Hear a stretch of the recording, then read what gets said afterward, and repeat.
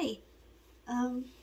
So I'm making this video because I noticed on Google and YouTube there's not a lot of information or guidance on disability reviews. Like, there's some, but they sound really threatening and terrifying, and for people who have trauma or any kind of mental illness whatsoever, it can feel like an attack, very overwhelming to go through a disability review process.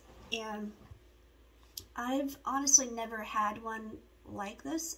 I've been disabled for my whole life, but I've been on SSDI since 2013, and I'm not gonna go into why in this video, but basically what happened to me is during COVID, and to reduce stress on myself, I didn't go to the doctor for a couple of years. Like, I did basic maintenance, like I worked on my wheelchair, I got my teeth worked on, I had therapy, and I'm still on therapy, but I didn't go see my primary care doctor. So Social Security does their reviews every few years, and they didn't have a whole lot, to dig up, as evidence for my case. So they want me to go to have a psych eval done with one of their doctors, and you hear that and you just it causes a lot of anxiety with people. And I got a phone call from an adjudicator that works with Social Security. She's a really sweet lady, and she walked me through it, and she said what to expect, and she was really nice and answered a lot of questions. So I'm going to pass those along to you. So one of the questions I asked is, do I get to send the results of the evaluation, and it's a telehealth evaluation through a computer or phone or something, to my care team? And she said, yeah, that they send you a form to fill out that you can send to your care team, so you have more to keep building your case with. And I was terrified of this whole process because I don't always look sick to people, and I had a breakdown yesterday because I was like, oh my god, I don't know if I can pass this. How are they going to believe I'm disabled? And I just freaked out about that because there's no information about it online. Not really. They make it sound really threatening, like, don't fraud your interviewer, don't take some kind of drug that makes you hallucinate, or things like that. And I would never do that, but it was just a lot of threatening stuff. Legal stuff is always threatening, I've noticed. And I asked my adjudicator, and she said, yeah, unfortunately government paperwork is always threatening, and it's threatening across the board, but it really can affect somebody like you with trauma that reads that. And hi Micah, come on, my cat. But it can feel like the world's caving in on you, because here you gotta dance for your Social Security check. And it takes forever now. It can take, I've been working on this since August. They sent, the thick packet that you gotta fill out, which causes a lot of anxiety. And then it takes them forever to do the process. And by the time you're done, you're in a full-blown mental breakdown. For real. It's terrifying. And it feels like no one understands. like you're doing this all by yourself. But one thing she assured me is they're looking at your life, basically, and you don't have to feel like you gotta jump through all these hoops. Like, it's not like you're gonna fail. It's not like they're gonna see you, and if you have a good day during your interview, symptom-wise, they're not gonna go, oh, you're faking it. It's not like that.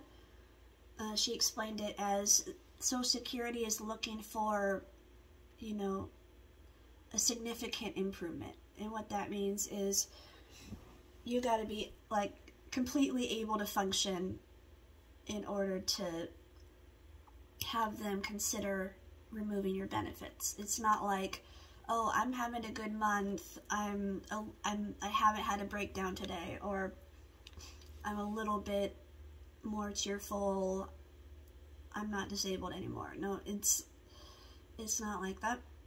And you don't have to be afraid. They're not, like, coming to get you, and it's not some kind of government conspiracy to attack disabled people. It's just, you gotta kind of look at Social Security as a like a government machine that just is running on rusted buckets, and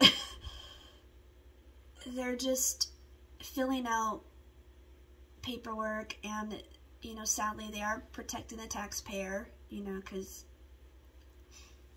taxpayers' money and our taxpayers' money is what makes it function. And yeah, I hate that people like Jeff Bezos don't have to go through this, but if you think of it like that, you will be miserable for the entire process. Like, you will, and granted, yeah, you will probably make yourself sicker, but you don't have to make yourself sicker to pass this. It's not like you need to be an absolute basket case to pass this test,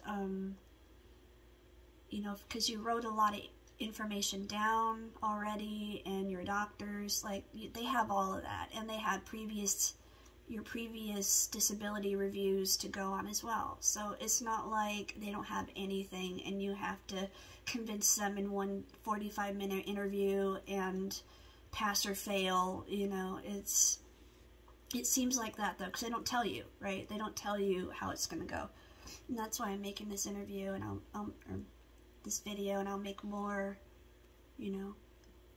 Come here, Micah.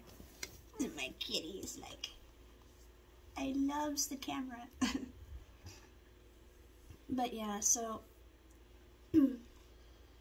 you are allowed to have good days. You are allowed to take care of yourself. You are allowed to, you know, take a deep breath and take care of your mental health, even though you are disabled and you're supposed to look disabled and act disabled and prove your disability. But it doesn't mean you have to literally destroy your body and be in terror from the time they inform you you're going to have a psych evaluation to when you actually get it. Because, like, they haven't even given me a date yet. They said, oh, you know, sometime in the next 60 days. Well, that's an awful lot of time if you're terrified. So, but when I get the interview, I'll make another video of how it went and how I felt and the types of questions that were asked, because it's good to know that. It's good to be informed, and it's good to know what's ahead of you, you know, so you don't feel like you're being attacked. And I think we should all be there for each other as disabled people and not feel like, you know, we're constantly being kicked down and abused by the system. You know, even though to some degree we are,